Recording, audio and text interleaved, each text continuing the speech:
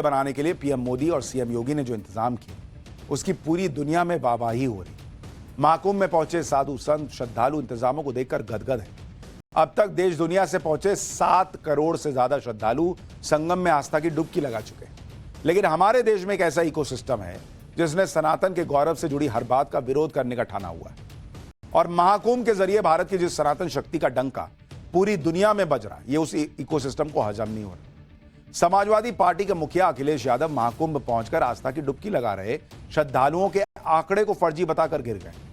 योगी सरकार पर अखिलेश के दावे का सच क्या है, इसके बारे में पाठशाला में बताऊंगा। लेकिन पहले महाकुंभ के वो अनोखे बाबा जिनको देखने के लिए भीड़ लग जा रही। सबसे पहले कबूतर बाबा से मिले। ये पिछले 9 सालों से अपने सिर पर कबूतर लेकर घूम रहे हैं। ये जहां जाते हैं इनका कबूतर साथ जाता है। बाबा की जटाएं कबूतर का घर बन चुकी हैं। बाबा कहते हैं कि वो इस कबूतर को अपने बच्चे की तरह पाल रहे हैं और अब तक 3 कुंभ में उसे स्नान भी करवा चुके हैं। कबूतर बाबा का असली नाम राजपुरी जी महाराज है और इन्होंने अपने कबूतर का नाम हरिपुरी रखा है। आप जानकर हैरान रह जाएंगे कि हरिपुरी नाम का ये कबूतर भोजन के तौर पर सिर्फ काजू बादाम पिस्ता खाता है। महाकुंभ से कबूतर वाले बाबा पर हमारे सहयोगी की एक रिपोर्ट देखिए। के साथ ये जो आपकी वीडियोज है, फोटो है, बहुत वायरल हो रही है। किस तरीके से रिश्ता जुड़ गया? ये तो जीव सो शिव है, जीव की माया है, बस जीव सो शिव है, सेवा है, सब शिव ही है। जहाँ देखे वहाँ शिव की माया ही है, शिव के अलावा और कोई खेल नहीं है। तो दिनचर्या इसकी 24 कला यही है, साथ में रहना, साथ में खाना पीना, सब काम साथ में। एक बच्चे को कैसे रखते हैं वैसे रखना पड़ता है इसको। कितने सालों से ये सिलसिला चला आ रहा है? ये सिलसिला 9 साल 10वां साल चल रहा है। हाँ। जहाँ जाते हैं आपके साथ? जहाँ जाते पूरा भारत का भ्रमण कर लिया तो ही साथ में ही रहता है। 9 साल से जब कुंभ में जाते हैं तो भी ये साथ? हाँ, कुंभ में साथ में रहता है। 3 कुंभ हो गए इसके। इसने प्रयागराज दूसरा कुंभ है इसका। अर्ध कुंभ में भी था और अभी महाकुंभ में भी है ये। और वापिस हरिद्वार कुंभ में भी इसने स्नान किया, कुंभ में भी था। और कल स्नान पे गए तो भी स्नान किया इसने। अच्छा। अब आपको एक ऐसे बाबा से मिलवाता हूं जिन्हें देखकर आपको बहुत दर्द और चुभन महसूस होगी। इन्हें लोग कांटे वाले बाबा कहते हैं। कांटे पर ही रहकर ये बाबा हठयोग कर रहे हैं। कांटा ही इनका बिछौना है और वही चादर। इस कड़ाके की ठंड में संगम के किनारे कांटों की सेज पर लेटे इन साधु का नाम रमेश कुमार मांझी उर्फ कांटे वाले बाबा है। बाबा के शरीर पर नाम मात्र का कपड़ा है और हर तरफ कांटे ही कांटे नजर आ रहे हैं। तस्वीरों में भी दिखता है कि बाबा बेफिक्र होकर कांटों पर लेटे हुए। उनका एक हाथ विशेष मुद्रा में उठा है और दूसरे हाथ से डमरू बजा रहे हैं। बाबा का कहना है कि वो 40 साल से ज्यादा समय से इसी तरह कांटे की शैया पर साधना कर रहे हैं। वो हठयोग से ये बताना चाहते हैं कि अगर मनुष्य ठान ले तो कांटे की शैया भी उसे मखमली बिस्तर का एहसास कराती है। सुनिए एक बार। इसको कैसे सहन कर लेना है? प्रभु की महिमा है। तो क्या कांटे आपको चुभ नहीं रहे? सब भगवान की महिमा है। उसको पूजा करता हूँ, गुरु की सेवा करता हूँ। गुरु ने ज्ञान दिया। गुरु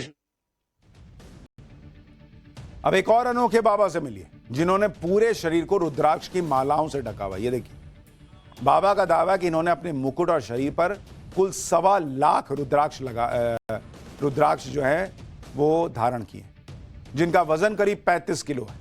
मध्य प्रदेश के रहने वाले रुद्राक्ष बाबा का नाम विजय पुरी है, जिन्होंने बेहद कम उम्र में ही घर बार सब छोड़कर संन्यास ले लिया। एक सन्यासी की क्या दिनचर्या होती है, रुद्राक्ष वाले बाबा से सुनो। कठिनाई तो सबसे ज्यादा साधु में ही होते हैं, क्योंकि आप लोग सुबेरे 8-9 बजे उठते हैं।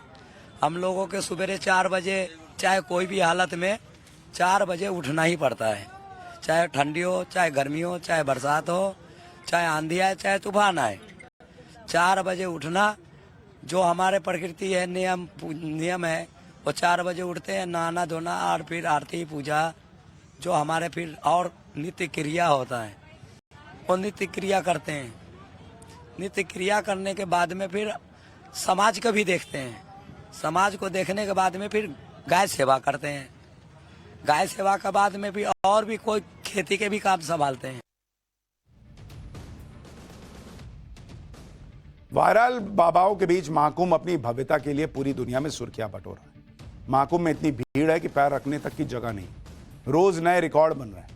जहां तक नजर जाती है साधु संत और भक्त दिखाई पड़ते हैं। संगम में स्नान करने का कोई समय नहीं।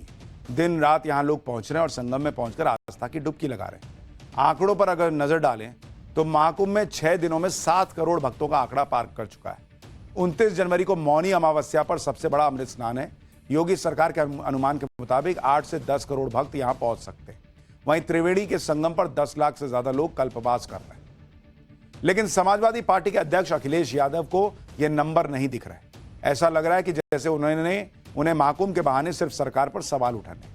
पहले अखिलेश यादव ने महाकुंभ के इंतजामों पर सवाल उठाए, अब वहां उनका हिसाब किताब नहीं बना तो अब वो महाकुंभ में पहुंचने वाले भक्तों के आंकड़ों पर सवाल खड़े कर रहे हैं। अखिलेश यादव ने तो यहां तक कह दिया कि महाकुंभ को लेकर सरकार का हर आंकड़ा फर्जी है। सुनिए एक बार। सरकार का हर आंकड़ा वो है फर्जी और हमारा पत्रकार साथी सही बोल रहा है, हम इसको धन्यवाद देते हैं। कुछ ट्रेनें खाली आ रही हैं, सुनने में आया गोरखपुर वाली खाली ट्रेन गई है पूरी, और नहीं मानते अभी वीडियो दिखा सकता हूं मैं आपको। नहीं वो छोड़िए, हम उन पर चर्चा नहीं करना चाहते हैं, लेकिन ये बात मोटी मोटी मान लीजिए कि बीजेपी का हर आंकड़ा फर्जी है।